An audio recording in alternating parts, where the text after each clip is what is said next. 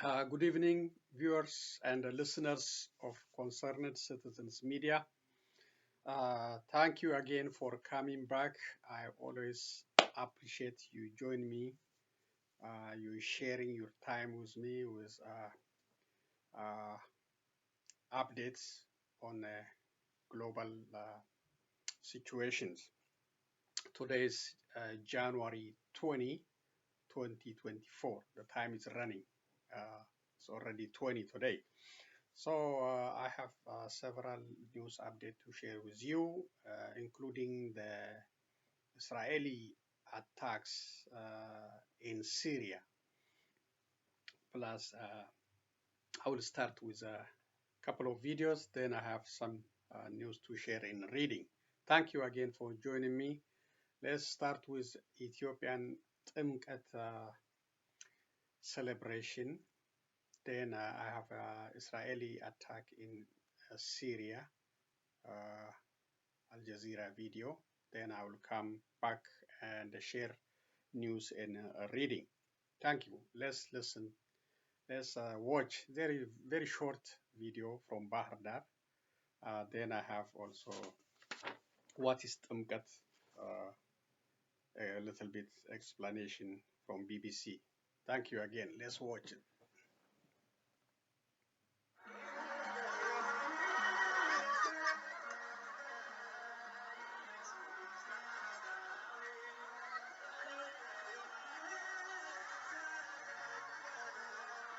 So they are using piped water, so there is no enough pool for all these people, so they're just using pipe water to baptize them.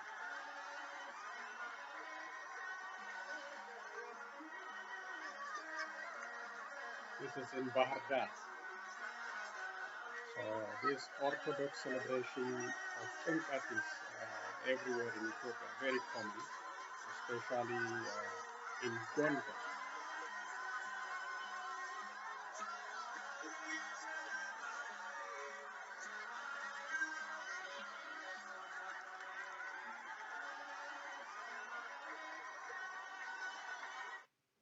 Okay. Rescue workers search for survivors in the rubble of a building used by the... Okay, I will come back to the Syrian attack by Israeli forces. So this is Timket. Ethiopians loop into pole during holy festival. Celebrations have been taking place in Ethiopia's historic holy city of Gondar for the Ethiopian Orthodox Christian festival of Timket. Epiphany, I think maybe. The celebration, which marks the baptism of Jesus in the River Jordan, is considered one of the most important religious festivals in Ethiopia. But this year, things have been more subdued than usual because the Amara region has witnessed outbursts of violence between local militias and the government troops in recent months.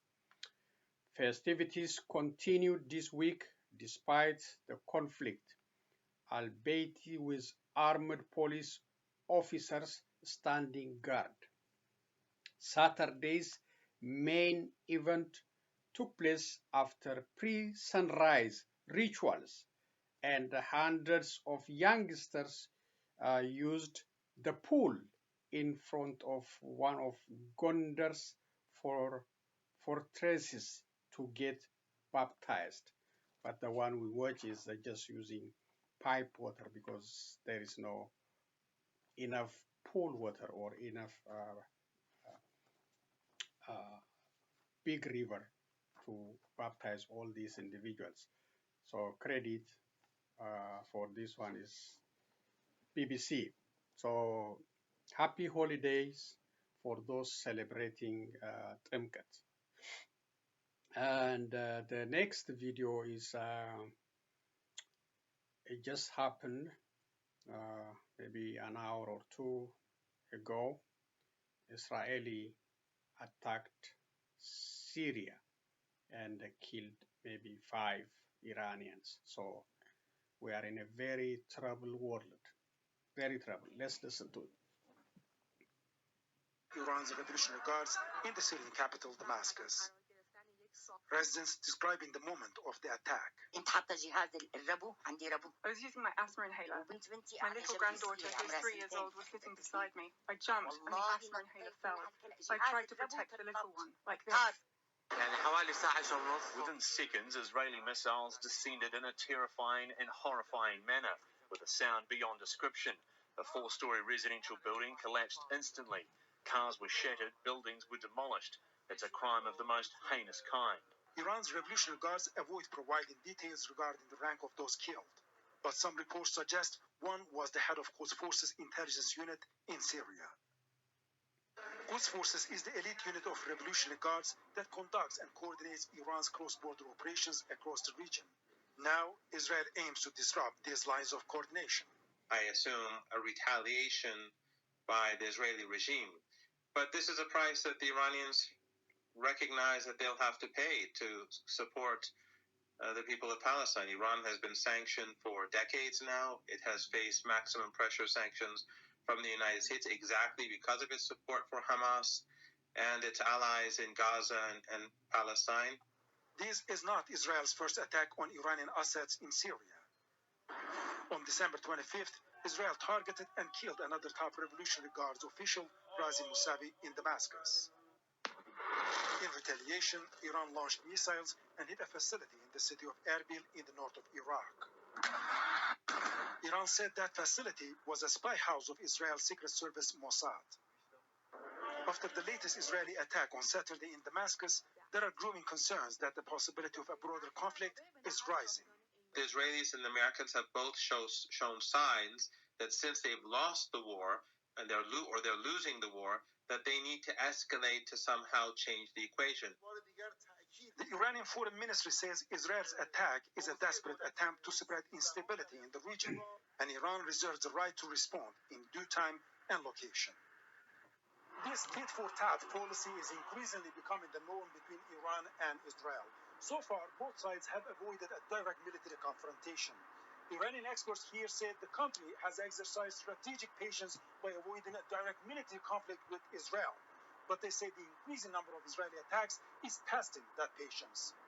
Resu Serdar, Al Jazeera, Tehran. Okay. So, this is the world we are living in. I'll come back to the other videos later on. So, it's a very chaotic globe we are living in, very, very dangerous. The gunpowder smell is everywhere. I don't know if we are heading to World War III. It's very scary, really, very scary situation. Russia is waging an endless bloodshed in Ukraine, more than a year now. U.S. repeatedly attacked Yemen. Israel continues its indiscriminate bombardment in Gaza and beyond, killed more than 24,000 Palestinians and wounded more than 60,000 people, and completely flattened Gaza, completely. Iran attacked Iraq, Syria, and Pakistan. Pakistan responded or retaliated against Iran. Israel attacked Syria today and killed 5 Iranians. Houthis continue their attacks against shipping routes.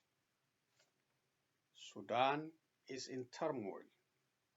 Sudan also out of IGAD's membership.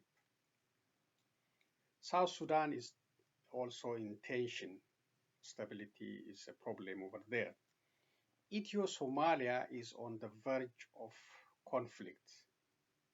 Somalia threatened Ethiopia to do whatever to safeguard its sovereignty. So there is almost maybe a war coming unless Ethiopia apologizes to Somalia and withdraw from this memorandum of understanding agreement. We'll see if Ethiopia can do. So our globe is out of order. We are out of order. There is no one to guard the global peace, security, and stability.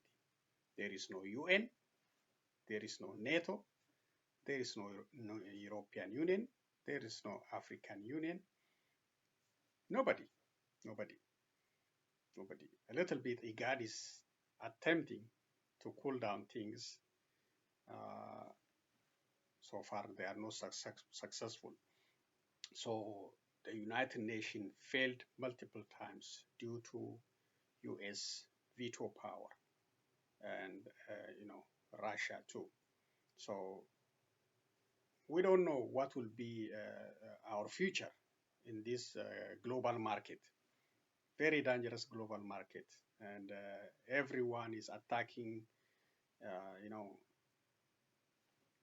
each other, and no responsibility. And Israel is continuing its bombardment for more than 100 days in Gaza and beyond. No accountability. The International Court of Justice so far is silent. Nothing come out. Supposed to give a decision on temporary junction, but nothing. So we are in a very dangerous global market and a very dangerous situation. Our peace, security, and stability is in a very tough situation. Everyone is bombing another country without any accountability, and nobody is mediating, nobody is slowing things down. And the United Nations supposed to mediate and cool down things because of disagreement, internal fighting in the UN veto powers will not have any resolution from UN Security Council. So we are in a very dangerous world anyway. Let's continue.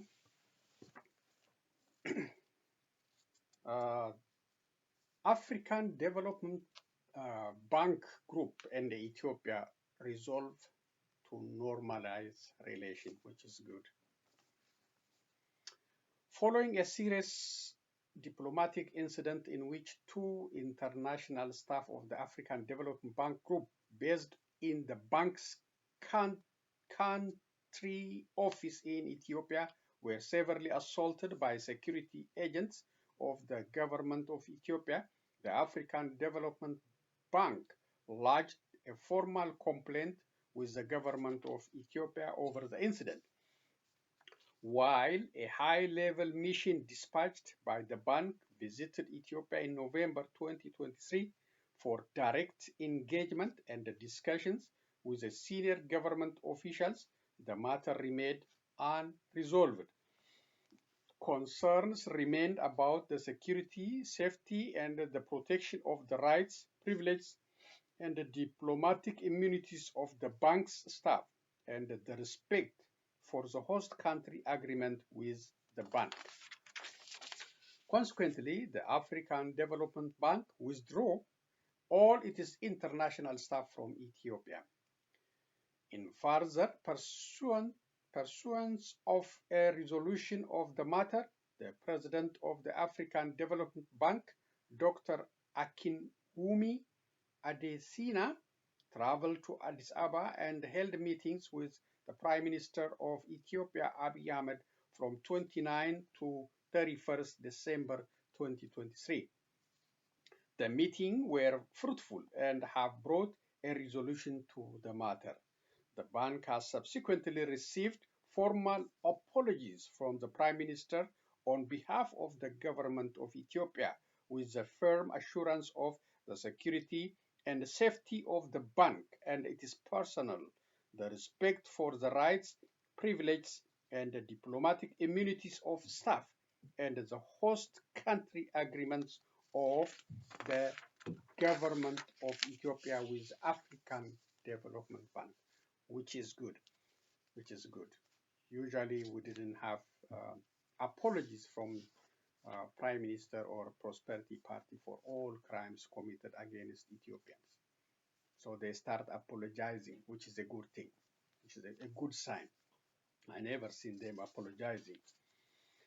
The bank further received firm commitment by the government to investigate and share the formal report of the investigation into the incident with the bank and to ensure full accountability for all involved. I hope they will follow up. All investigation ignored for all the killings, all the injuries against Ethiopians by Prosperity Party officials, security personnel. They say they will investigate, but no credible investigation in the killing of Abagadas, in Karayu Abagadas, all the killings in Amara region, everywhere in Ethiopia. No accountability. So I hope the bank will follow up on this commitment. Furthermore, the government committed to fully cooperate with the bank on investigation into the issue of missing funds that were to have been transferred to the bank, so missing money. The African Development Bank is delighted with and reassured by the strong personal leadership and the firm commitment shown by Prime Minister Abiy Ahmed, which have led to the resolution of the impasse following the incident. I don't like their praising. Yeah, they don't do that. These guys, they don't know Prime Minister. They just praising him. The African Development Bank has always had an excellent relationship and partnership with the government of Ethiopia.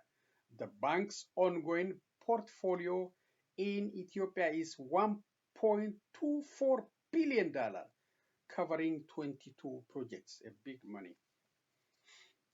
In light of the productive meetings between Prime Minister Abiy Ahmed and the President of the African Development Bank, Dr. Adesina, and the formal apologies of the government and the firm commitment of the Prime Minister to address the issues related to the incident, the African Development Bank will now resume its normal operations in Ethiopia. It's good for the country. It's good for Ethiopians. All international staff of the African Development Bank will now return to Ethiopia. The African Development Bank wishes to thank the general public, the international community, and the bank's shareholders, as well as its staff, management, and boards of directors for their concerns, understanding, and support over the incident. The African Development Bank looks forward to a more reinvigorated partnership with the government of Ethiopia. But please continue your follow-up on the promise you got from this government, because they are tough. They are tough. If you are silent, they will ignore it. The investigations and all about money, you need to follow up. Okay, here, Ethiopia's request to access sea, not a matter of luxury, but of survival. End of quotation. Premier's security advisor briefs military attaches, representatives of international partners.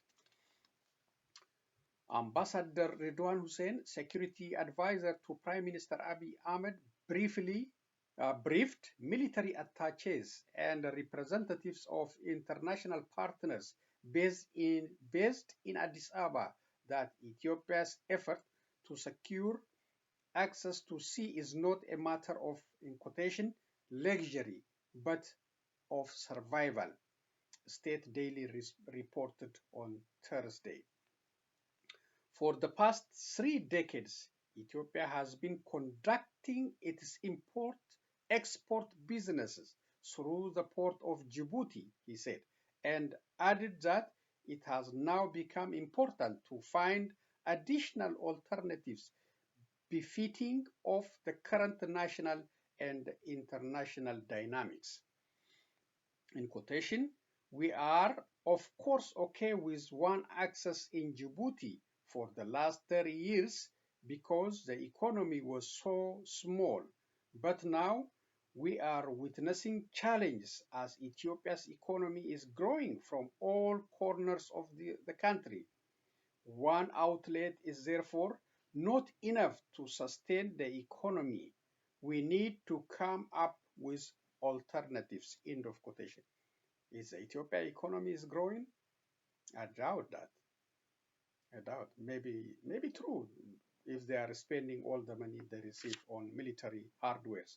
But university and college students with a graduating degree, they are staying with a parent without job.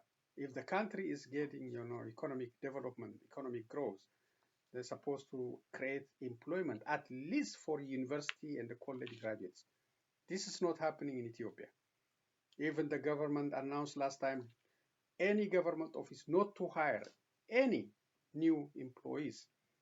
So where is this economic growth this Mr. Redwan is talking? The Memorandum of Understanding, MoU, that Ethiopia signed with Somaliland is therefore aimed at responding to Ethiopia's growing economy and population size and not meant to harm anyone. Ambassador Redwan pushed back against at what he said were, in the quotation, dissemination of misleading information, end of quotation, with regard to the real intention of the Memorandum of Understanding, and explained in detail the aspects of the Memorandum of Understanding to the foreign officials who attended the briefing. In quotation, we are not taking away anybody's land. We are just leasing land like everybody in Somaliland. Not only us, but there are also countries that have already bases, and there are others which are lining up to get access in Somaliland, end of quotation. Ambassador Redwan was quoted as saying, adding that Ethiopia, in quotation, cannot survive unless we have some access to this base. It is for our survival, one, and for us to be able to contribute positively for the peace and the security of the region. We cannot just ignore this, end of quotation. Ethiopia has sacrificed a lot to ensure the peace and the security of Somalia, Redwan said, adding that Ethiopia will continue to cooperate with Somalia and other neighboring countries based on mutual benefits. In quotation, now, if it was okay to die on land to save Somalia, why would it be a problem to get access to sea? There is something that cannot be very much understood. It is quite baffling that they are complaining because we are about to get access to the sea. There is something that we have to reconcile on the matter, end of quotation. In its statement subsequent to the 42nd extraordinary meeting, the IGAD underscored the significance of upholding the principles of sovereignty, unity, and territorial integrity of Somalia. The statement emphasized that any interaction or agreement between Ethiopia and Somalia should be undertaken with the explicit consent and active involvement of the federal government of Somalia. The regional bloc underscored the necessity of engaging in constructive dialogue and implementing de-escalation measures to mitigate tensions and cultivate harmonious relations between the two nations. On Thursday, Somalia's foreign ministry said that there is no, in quotation, there is no space for mediation unless Ethiopia retracts its illegal MoU, end of quotation, with Somaliland. The ministry issued the statement in response to a call made by Peace and Security Council (PSC) of the African Union (AU) on Wednesday, urging both Ethiopia and Somalia, in quotation, to exercise restraint, de-escalate, and engage in meaningful dialogue, end of quotation. Credit at this standard.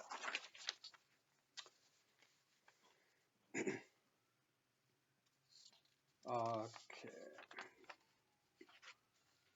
This one is Ethiopian Human Rights Commission report exposes tragedy, turmoil in southern Ethiopia's Kola Shara Kabale near Arba Minch.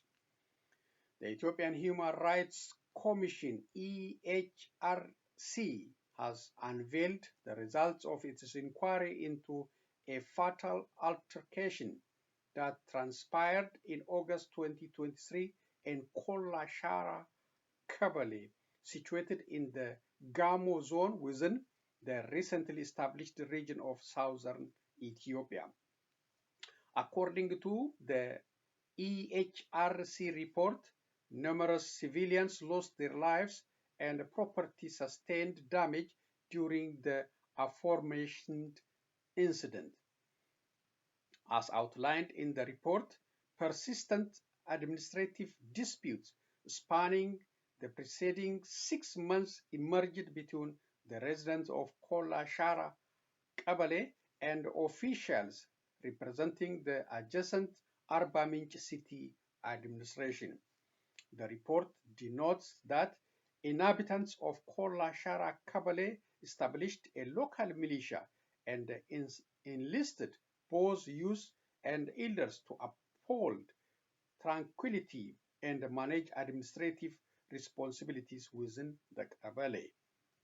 Simultaneously, leaders in administrative and security roles within the region conveyed to the Commission that these informal local groups obstructed officials appointed by the Arba Minch city administration from accessing Kola Shara Kabale. Consequently, the Kabale operated beyond the purview and supervision of the local government as articulated by the leaders. The leaders further expounded that this restricted access resulted in the hampering of normal operations for various departments, including security, health, education, agriculture, and other essential services within the Kabale.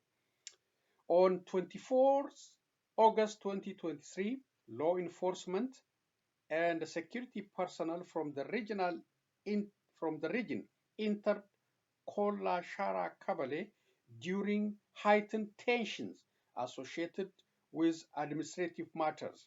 The Ethiopian Human Rights Commission investigated ascertained that during this incident, 3 unarmed civilians succumbed to actions inconsistent with appropriate application of force guidelines. Furthermore, additional injuries and property damage were duly documented. As an integral component of its investigation, the Commission conducted interviews with victims, eyewitnesses, local leaders, and security officials directly implicated in the incident. Additionally, medical records detailing injuries and the documentation of property losses underwent a comprehensive review. Representatives from the Commission physically visited the locations where pertinent events transpired. In its conclusive findings, the Ethiopian Human Rights Commission urges authorities to undertake a meticulous examination to ascertain whether any unlawful acts were perpetrated and to guarantee appropriate accountability. You cannot get such accountability in Ethiopia, especially under Prosperity Party leadership. Furthermore, it advocates for the provision of compensation to the families of deceased civilians and individuals who suffered injuries or losses. Ethiopian Human Rights Commission Chief Commissioner Daniel Bekkele stated that resolving the underlying administrative disputes through an open dialogue process involving local community stakeholders could help prevent further tensions and ensure peaceful coexistence. Addressing long-standing issues is key to avoiding additional incidents, according to the report. In August 2023, Addis Standard published news indicating that a minimum of 17 individuals had lost their lives and numerous others sustained injuries during confrontation between government security forces and local residents in the Kola Shara Kabale of the Gamo zone, proximate to Arba Minch city. Thank you, Addis Standard, for this report. So, yes, compensation and accountability for the victims. Can we get from Prosperity Party? I doubt. It's never happened before. For so many killings, for so many damage in that country. Okay, the last one for today, reading. Secretary of State's International Religious Freedom Awards. The Secretary of State has awarded the Department's International Religious Freedom Award to the following individuals in recognition of their courage and commitment to promoting and defending religious freedom globally. Farid Ahmed, Kola Alapini, Miraz Dinai, Peter Jacob, Marta Patricia, Molina Montenegro, Tali Netz, Leodon Tetong, and a group of 9 Orthodox clergy from Lithuania, represented by Gintaras Sangalia. These advocates have focused on promoting human rights and mutual respect for all in countries including Nigeria, Iraq, Pakistan, New Zealand, South Africa, Nicaragua, as well as protecting the rights of Orthodox Christians, Tibetan Buddhists, and members of other religious communities around the world. These awards are part of the department's events commemorating 25 years of the International Religious Freedom Act, which was signed by President Clinton on October 27, 1998. For more information about this year's awardees, please visit the website of the Department Office of International Religious Freedom. So appreciate for those individuals awarded this international award for advocating for religious freedom and human rights. So that's all I have for reading. Let's share a couple of videos with you and end today's presentation. Thank you again.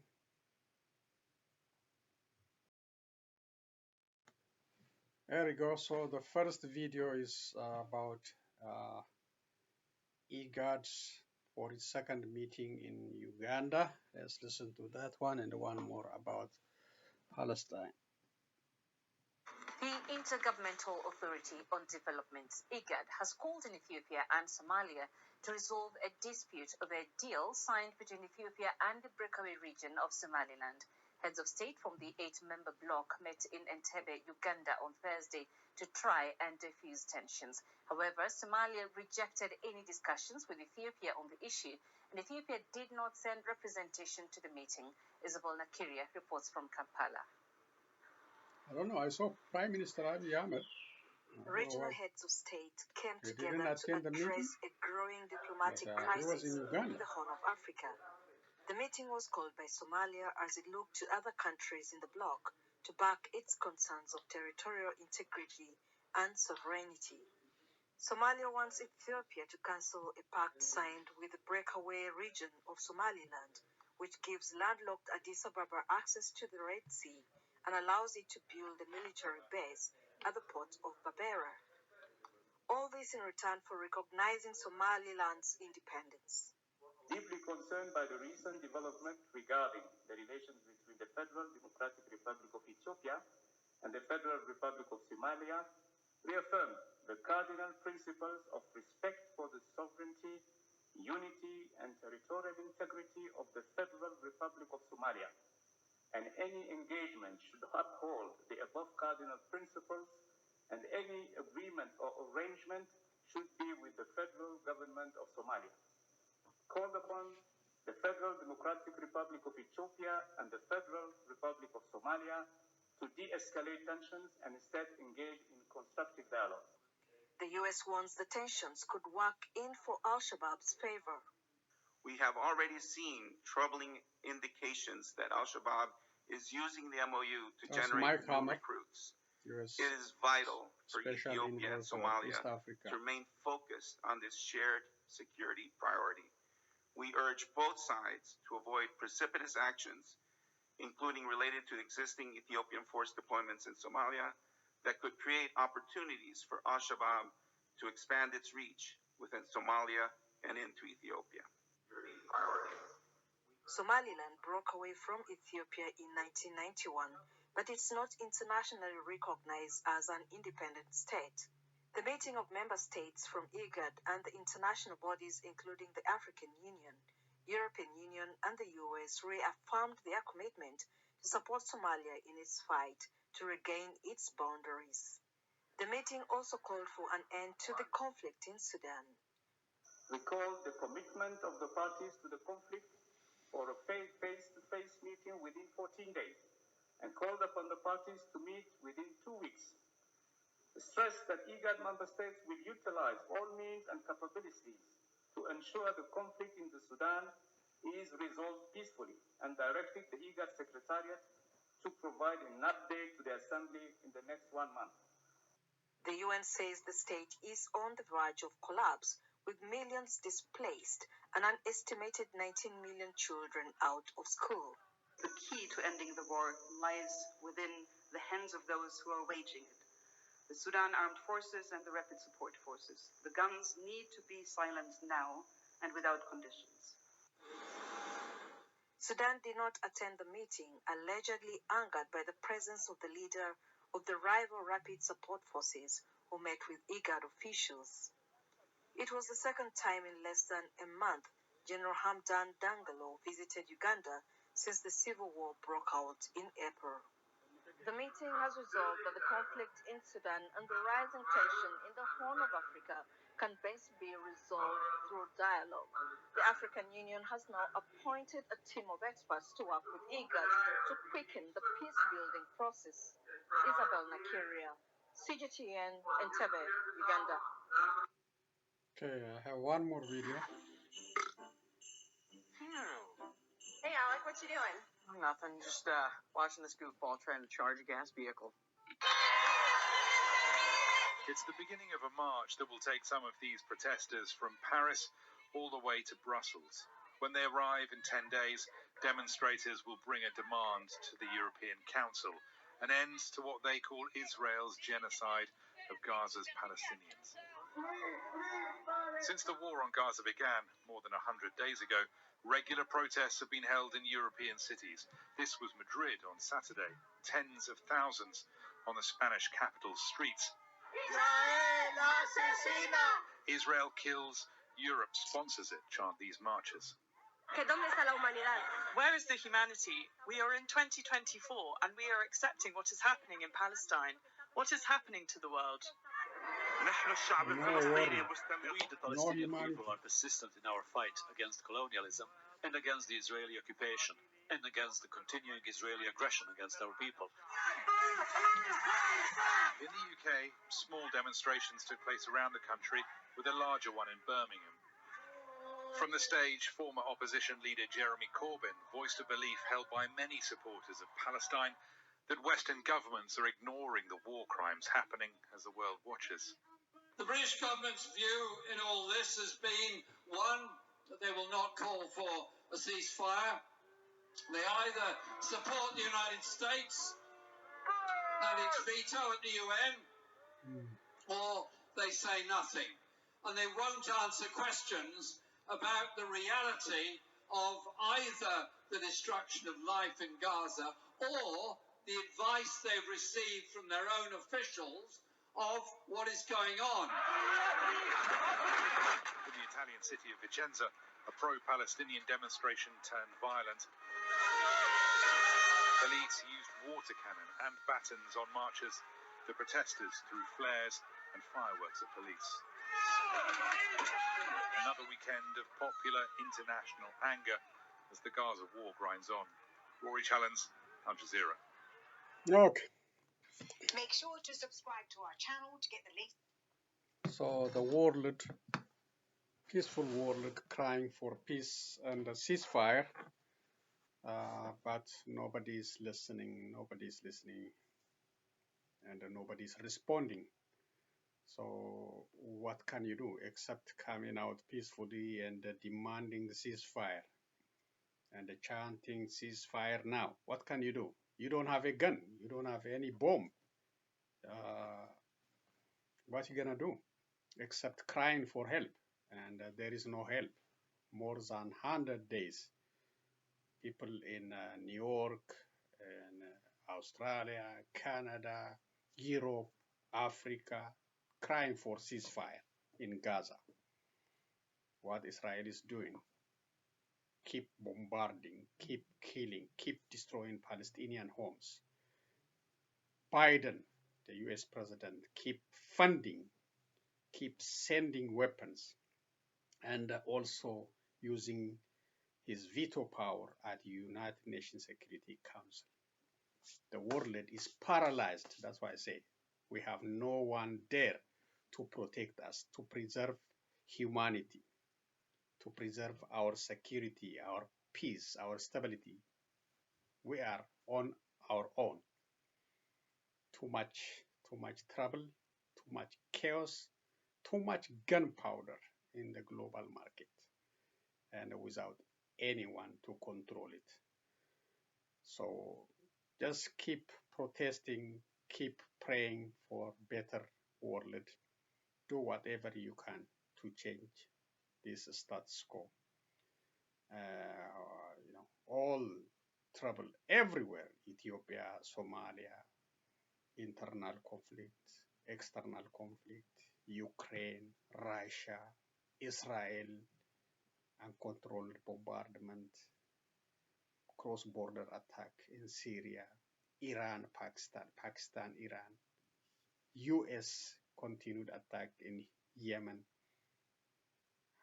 You can't even count. The number is keep continue, and tension, chaos, crisis, death, and destruction in this global market. So let's continue our prayer and for accountability maybe from International Criminal Court, they are silent too, because Israel and the United States are watching. They are very powerful. Don't expect any big thing to come out. Hopefully, we hope, but they are watching. They are watching because those judges, maybe they don't want to take a risk.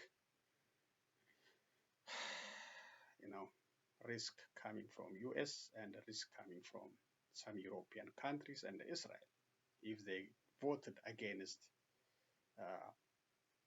or if they vote for Palestinian, for confirming genocide, as a very challenging one. I hope this situation will be changing very soon. Somebody stand up, for peace and security, for current generation and the future generation. Accountability. We need to fear something. It's just in the family. Kids, at least until they are 18, they will fear of parents.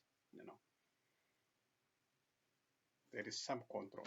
We don't have that control now in the global market. That's all I'm going to share for today. Thank you for joining me.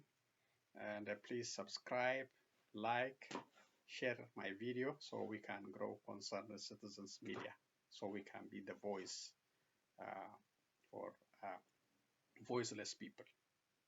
Thank you. Be safe. So long, everyone.